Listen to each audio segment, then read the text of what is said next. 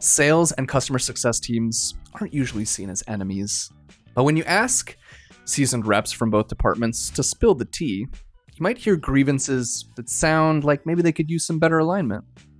Which is why today I'm hosting a couples counseling session with one sales rep and one customer success manager. In studio with me today is Ryanne Doumet.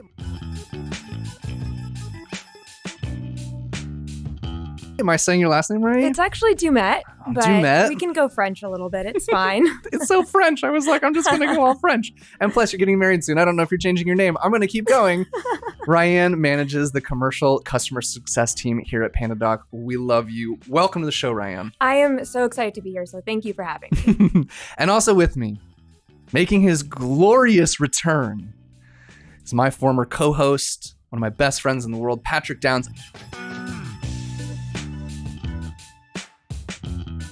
A mid-market account executive over at Sapling. Patty D in the house. What's up? The last name is Douounce, actually. But I appreciate the effort. Let's play our opening clip. Let's get right to it. Ugh, no one is picking up any of my calls. Oh, my clients are pissed at me. Real salespeople close new prospects. Real salespeople maintain lasting relationships. Wrong! Real salespeople are hunters, tracking and killing new business, which is way harder. You ever milked a cow? What? Because that's basically what I do to current customers. That's a horrifying visual. Squirt renewal, squirt upsell, squirt I'm a real salesperson. Cool, dude! But who do you think caught that wild cow in the first place? Do you realize how hard it is to renew these clients after you've sold them on a bunch of lies? Lies? They're ideas on the roadmap. We don't have a roadmap. Well, I mentioned it to the product team once and they said they'd take it into consideration. Do you want a clawback? Because that's how you get a clawback. Well, take it up with your friends in sales ops. Sales ops? Whoa, don't get me started. Wait, you hate sales ops too?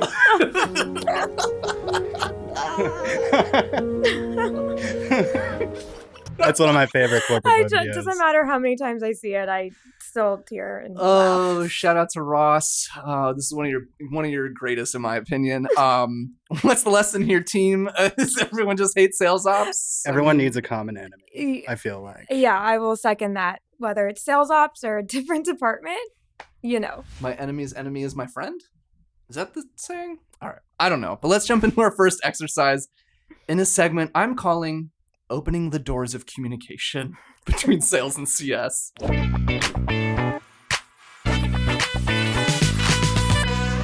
All right, for this first segment, I'd like you each to answer the following question. I'm going to give you each a whiteboard, and you can write down number 1, 2, and 3. My handwriting is that of a child. That is okay. All right, so I'm gonna say 3 questions, and I want you to write down with just one word, if you can, your answer. Question number 1. What do you appreciate most about your revenue friend? So for Patrick, that would be you, Ryanne. Ryanne, that would be you, Patrick, or your friend in the other department. Question number 2. What annoys you the most about the other revenue department?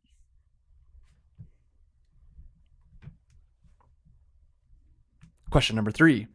Suppose I had a magic wand and could instantly grant you a miracle to make the relationship between sales and CS better. What would change?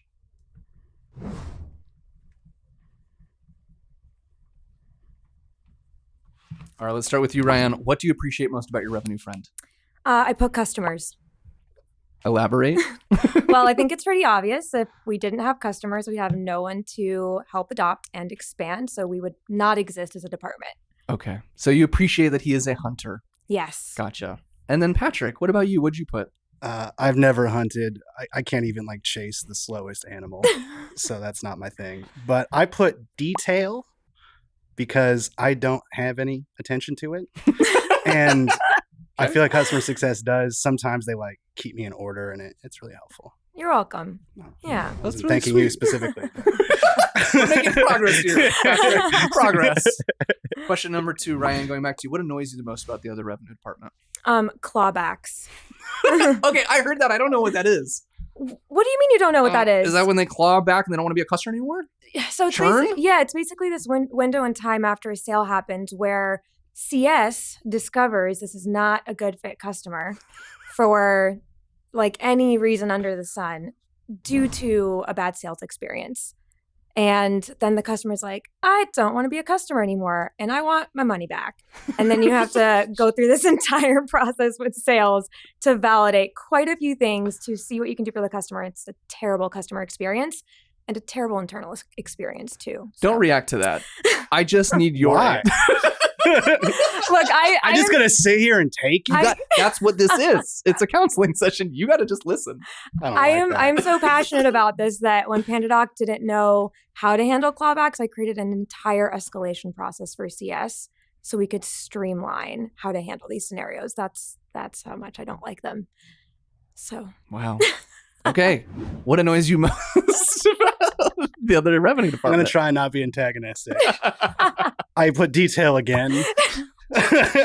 Too much detail. Sometimes like I don't want to close a deal because I'm afraid of like dealing with customer success. Like I'd rather just not actually do this. It's one of the most frustrating parts of the job at every job I've ever had. Without naming names. I could name some if you want.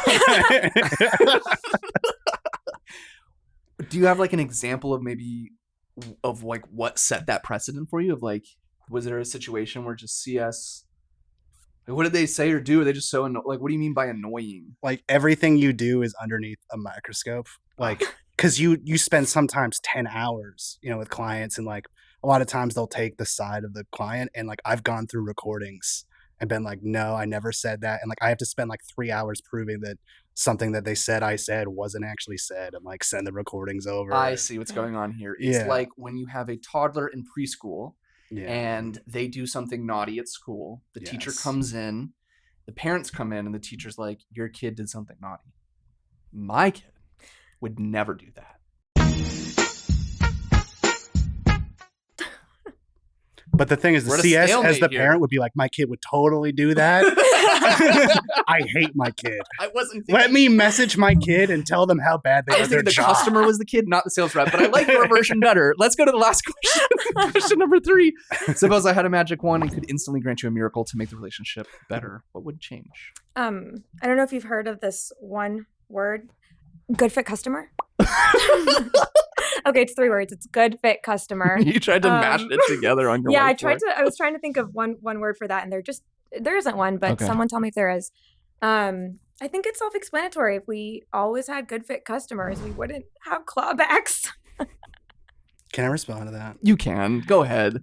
So you have no control over how good fit a customer is, and salespeople are measured by hitting a certain number. And if they don't hit that number, they're fired. So the way that compensation plans are built, I think kind of like encourages this behavior. And at a certain point, it's like, all right, well, is this better than their other option? Yes, you kind of still have to go with it. Otherwise, you'll get fired. Yeah, we really need the magic wand. Yeah. So Wait till you hear mine. mhm. I think, yeah, in responding that to myself as well, I mean, yes, we can blame sales ops.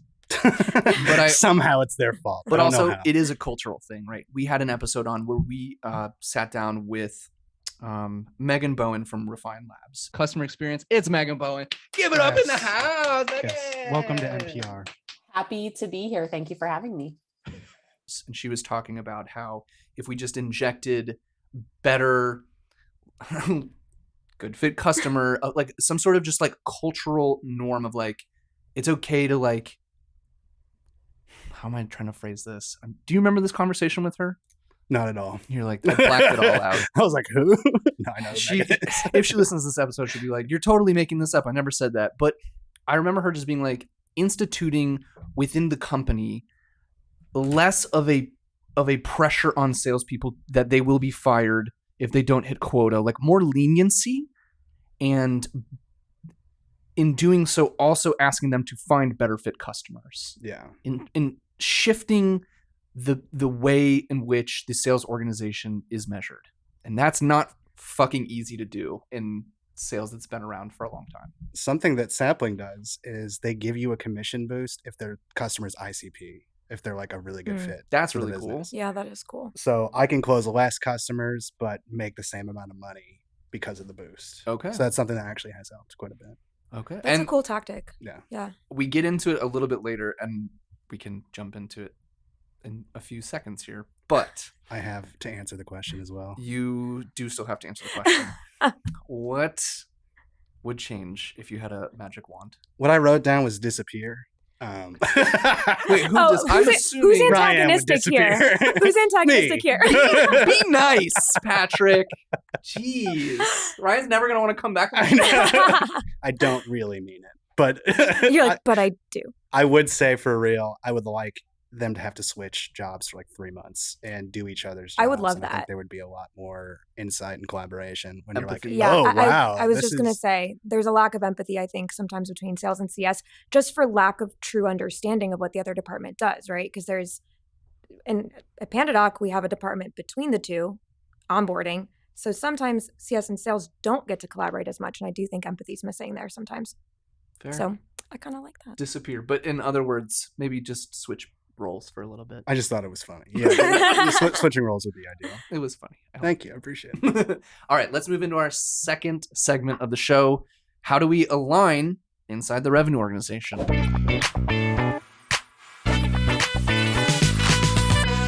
So I found an article on Forbes from a few years ago. Does it still cost 5 times more to create a new customer than retain an old one, right? The age-old battle. Should we be focusing more on new acquisition versus expansion?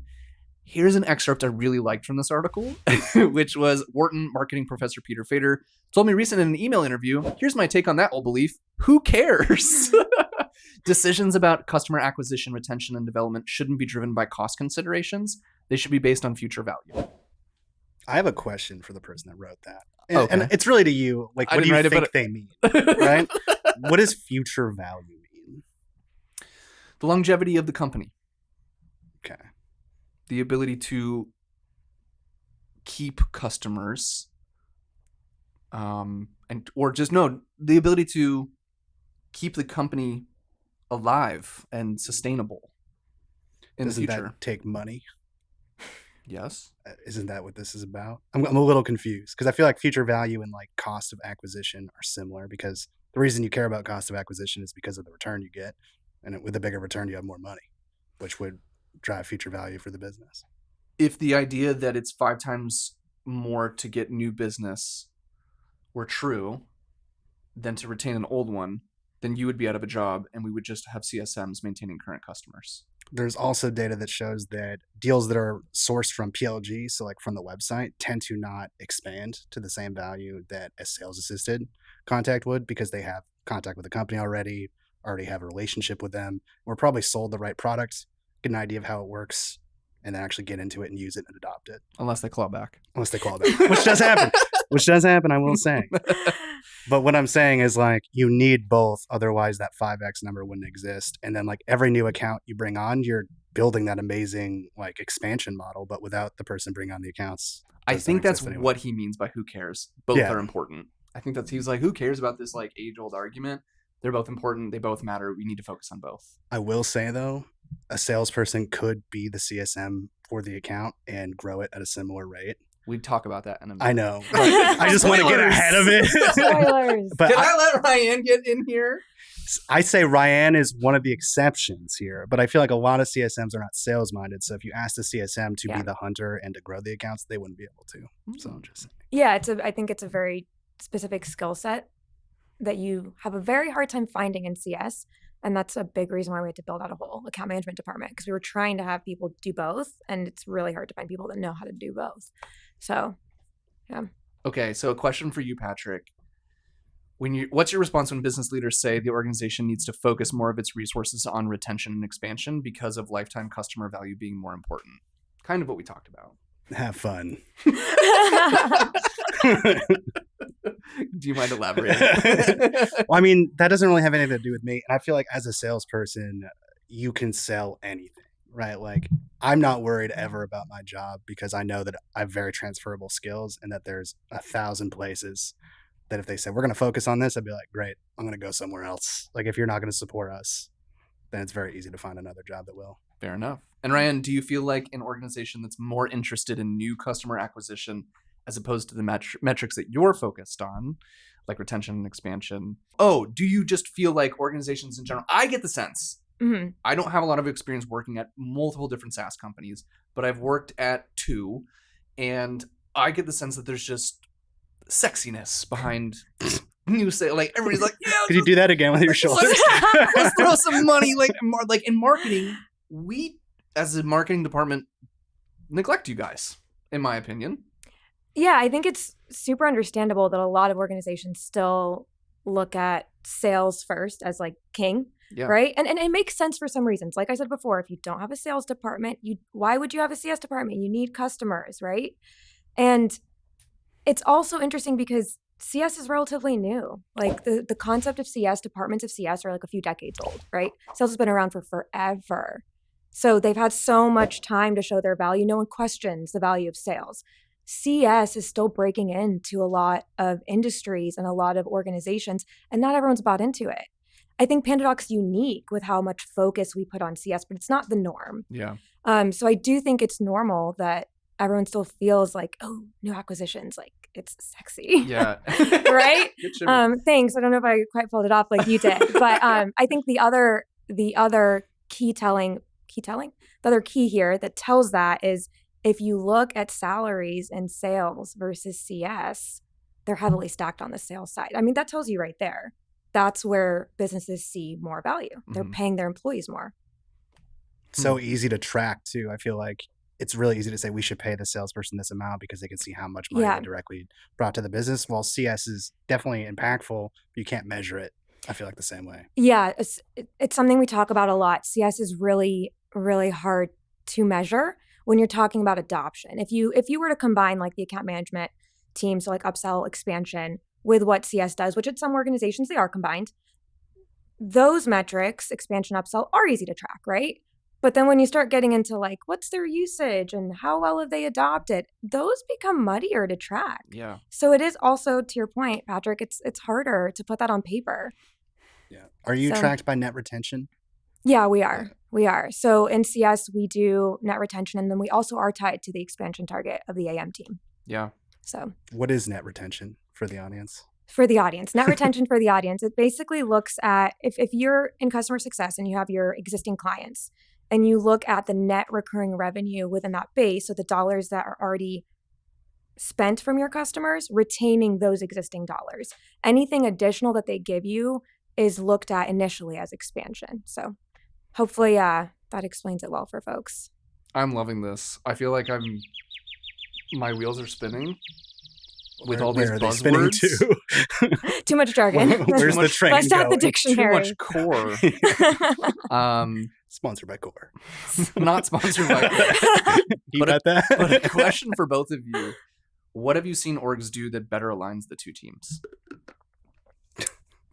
You're like, I haven't. Yeah. I've never worked at a company that did this well at all. Like, it's always not great.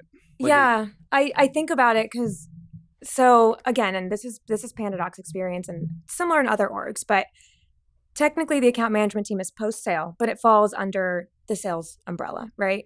So at PandaDoc, we do a really good job of aligning account management and customer success. But somewhere along the way, the account executive team, it's been really hard to tie that in. And I think about what can we just do that we're already doing with the AM team that we can just do with the AEs? More offsites? To bridge that. No. I do think finding ways to drive empathy, though, like Patrick said earlier, is a really good starting point.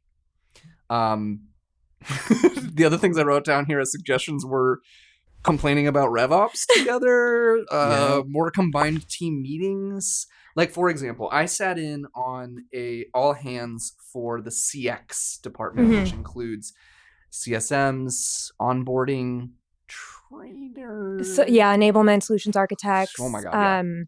It's basically anyone who's involved in the customer experience. And I did that to try to prepare for this episode and another episode I did. And I was like, I've been at this company for almost 3 years and I've just learned so much just by sitting in on one meeting and listening to Rox and Jeff and Sean speak. And I was like, oh, that's what they're measured on? That's what a DSAT score is? Oh, cool.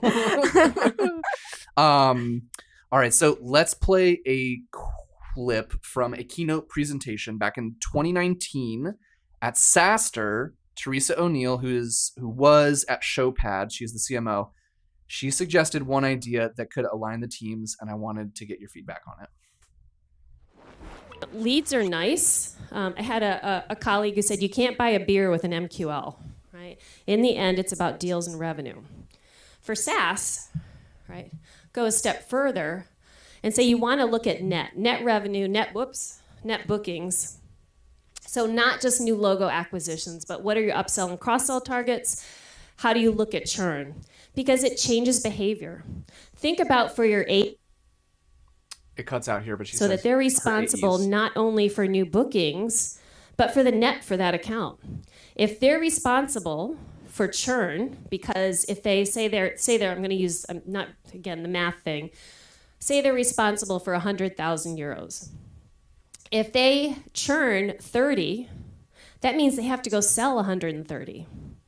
It's harder for them, right? So by being responsible for churn, they're going to do what they can to sell into the right ICP that's not going to churn and keep that customer whole so that they have to sell less new bookings. So consider that. It really does drive behavior.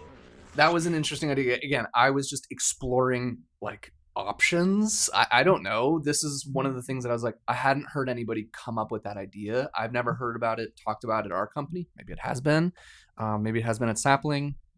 Thoughts? Would making AEs responsible for a book of business on net revenue solve the churn issue? I'll start with you, Patrick. I'm confused as if she means that you also manage the relationship in the cross-sells and upsells, or you don't, but someone else does it and then you're measured on them. I think that's the case. I would not like that. Yeah. Personally, because like if I can't control how the CSM retains the account, I would be upset. They have a crappy onboarding experience. They churn, and you're like, dude. Yeah, because everyone likes to blame the salesperson, but I've seen dozens of times where like the onboarding experience is super subpar. Yeah. There's no prep. It's just not good. And then the customer gets upset and churns. And it's like, if that happened, I would like not work there anymore. So do you think maybe then if you...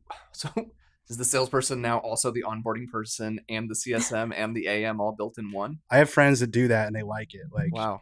They have a little bit of a lower quota and their whole job is to like retain the book of business and add to it. There's an onboarding person, but they join with that person. Gotcha. And like add context and help if there's like an objection of some sort to add flavor to it.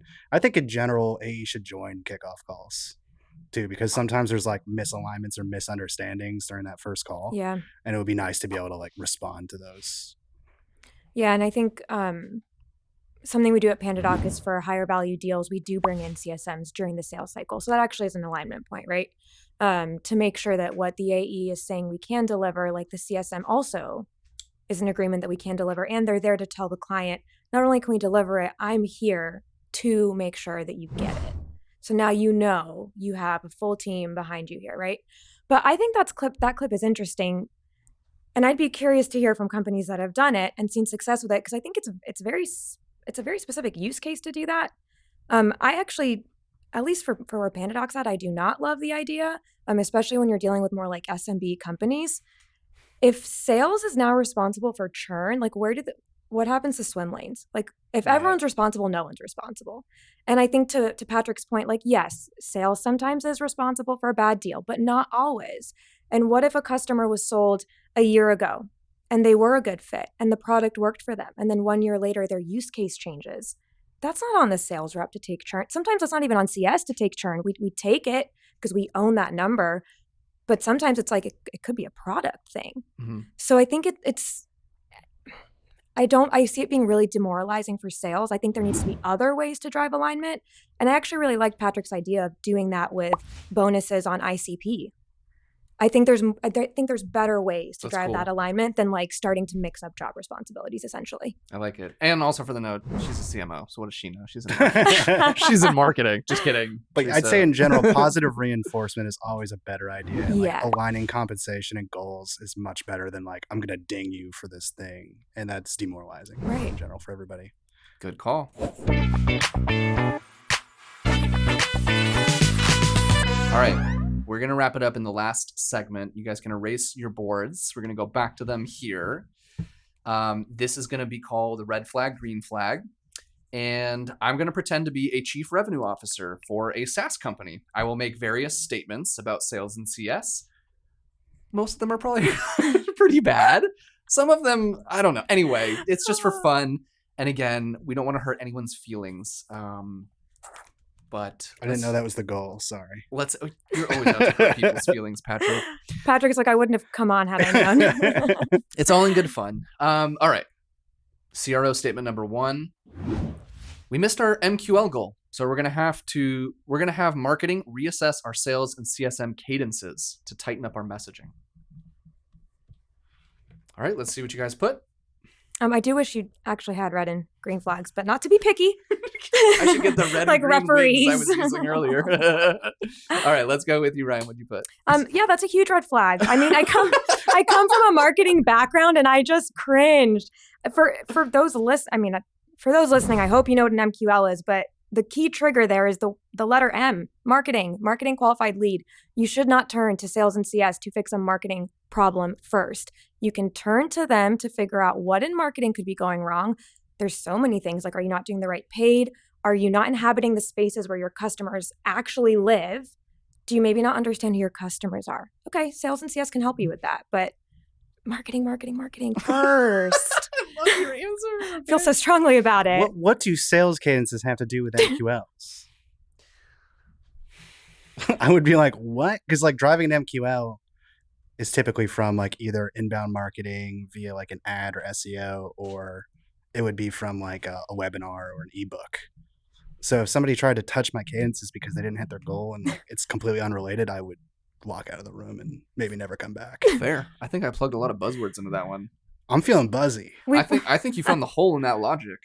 I'm sorry. No, don't be sorry. I think you're right. I think maybe where this one was coming from is like we've revamped our messaging and it's not aligned with what cadences are putting out into the world. Gotcha. And so we want to spruce those up to match what's on our website, to match what's in our marketing materials, and to match what our CSMs are talking about and discussing. But that's like a brand identity issue. You should really have that under control before you start putting out new marketing branding. Like that should be an internal conversation where you're training all departments on this new brand rollout, right? Before you just change your marketing messaging. Hope it lands. Don't tell any other departments.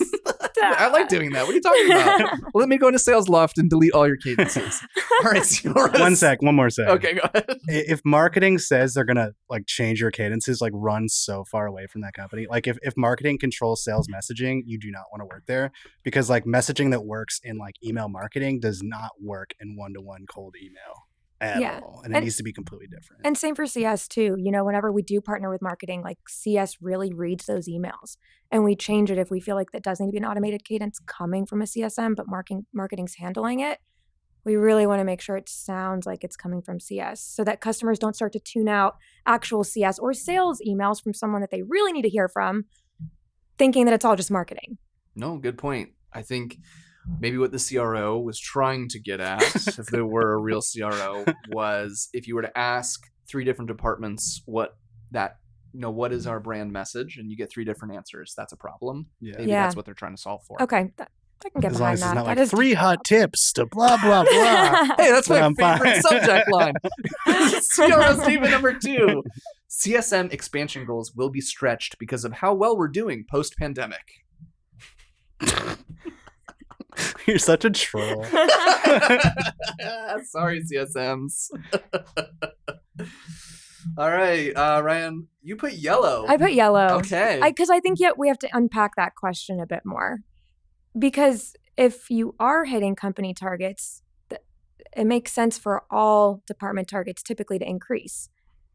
Unless you start unpacking and find that one department's like holding back. But if, let's say, sales is not bringing in the clients, the customers that we need, there is a point where CS can only expand so much, right? So like if you're putting it on CS to make up the difference that sales isn't bringing in, I do think that's a red flag. But if sales is bringing in the customers, I think it makes sense to then expect CS to have a larger client base to expand and bring in more revenue. I don't know. I think This you have to- CRO might be fuzzy, yeah, it's a little vague in that question. So as every CRO is vague. It's a huge red flag. Dude, there are operating plans in place that have revenue growth on goals that happen naturally throughout the year. And it would be a very inexperienced person to come and be like, let's change the operating plan that we have shown to the board and gotten sign off on just because of this happening. Those goals get changed all the time, though. But they should not. Stretch goals are stretch goals, and And they're usually lies because there's a certain thing being reported to a board that will never change. That number always changes. So if you change the goal towards your teams, you're just lying to them. fair enough. CRO statement number 3. I got nothing to say to that. I'm not a CRO. I don't have to answer to you.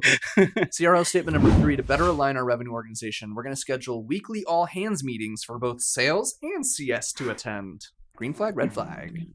You're triggering me. You both put red. Ryanne, why'd put red? I feel like people tend to say, oh, there's a problem, let's have a meeting, for the illusion of fixing it. And it's like so many of us have meeting fatigue. If it could be an email, if it could be a Slack, if it's actually not important, or you don't really know what you're trying to solve for, don't just put a meeting on the books to schedule a meeting. And also, I would say, if you really think about it, probably your issue is going to be a process problem, which can be solved at like a leadership level. Like, you don't need to bring ICs into that, your individual contributors, to just listen to a meeting when they could be selling more. They could be helping customers more. I love the answer. Okay. Mr. Red. Yeah, I got like a trail of red. I'm leaving them on the board. The history, yeah. I would say red flag because every time this is done, like there's never like an agenda of any kind or any real reason to do it. And oftentimes it's just like, all right, cool, we were in the same place, check the box. And there's no like real plan. I think it could be good. Like if you went in and the goal was like, all right, let's figure out how to align the teams more. Yeah. And here's some new processes. Yeah. Or maybe let's switch jobs for a day. Like I'll give you Patrick's Salesforce login, like reach out to his accounts or whatever. So what That is could be your interesting. Salesforce login? She's got to just write it down. No, that's fair. I like both your answers. I do get meeting fatigue. And if it's an aimless, agendaless meeting, what are we doing here? Facts. That can be frustrating. So CRO statement number 4, as we wrap it up, we didn't hit revenue targets this quarter. So executives will take the loss from their bonuses and we will not be touching IC bonuses. Red flag, green flag. I think I'm just pessimistic. That would never happen, ever. Let's start with you. Let's end with If somebody said they were doing that, I would be like, you are lying, or like this is totally to like try to boost morale and you're only doing it to like save face. You know how people go on social media and they're like, we're aligning to this good cause, and sometimes you're like, you don't care about that, like you just want people to like you. And like I couldn't see an executive team doing that out of the goodness of their hearts. I'm sorry. I don't know if I would. Like, not even if you're the executive staff of Airbnb during the pandemic and forfeited your salary for 6 months. Did he report it What do you to mean? the world? Like, was Yeah, it he reported? put it out in the He world. did it for PR. Like, if It was you're gonna really good do that PR. and nobody hears about it, I think you're doing it for the right reasons. But if Like- anyone hears about it, you are doing it for yourself and to gain notoriety. Like submitting a GoFundMe and putting your name in instead of just doing it anonymously. Yes, exactly. Yeah. Like people that go, "Oh, I gave that homeless guy $5." Like you could have just done that and not said anything. Damn, I feel Yeah. seen. Keep going. Ryan? I put yellow. I think I had this conversation actually with someone the other day of, is that a smart decision to basically take the loss at the top and protect your ICs? And I think it goes both ways and there's pros and cons to both. The pro is you are protecting your frontline employees. We talk about morale, we talk about empathy. Like I would rather protect them for a quarter or two than like face attrition because they're pissed they didn't get paid and have to retrain, right? The cost there is actually higher. So I see the pro. The con is if the people in the trenches aren't feeling the pain above, it makes it really hard to be aligned on goals, right? So it's like, well, if they don't understand that the company's not seeing the revenue and not making the dollars we need to make to eventually pay all of you, and you don't feel a little bit of that fire, how are we going to get there? So I do think there's like a balance that has to be taken, but I think you can find other ways to still incentivize them, to still protect them, but incentivize them to hit those targets, like accelerators, spiffs, a bonus maybe, right? Rewarding them in some other way, recognizing them in some other way. But I think this is a really interesting statement to think about. And I was just talked about it for like an hour the other day, so it's very top of mind. I'm glad I created at least one fictitious CRO statement that was like, wow, that's an interesting one I haven't thought of, as opposed to like dumb, stupid, fucking bullshit. I quit, run. Wait, did I say that out loud? Your face said it. Okay. Well, I appreciate you both so much for coming in. We are course. right at time here. This was a fantastic episode to have you come back, fiery, full of piss and vinegar and love, and I loved it, man. And Ryanne, thank you so much. You made amazing points. I didn't think about half of the things you said. You are so much smarter than me. And So true. I really admire you. And anyway, this was great. So thank you both so much. Oh, thank you so Thanks much for having us, man. Yeah. All right.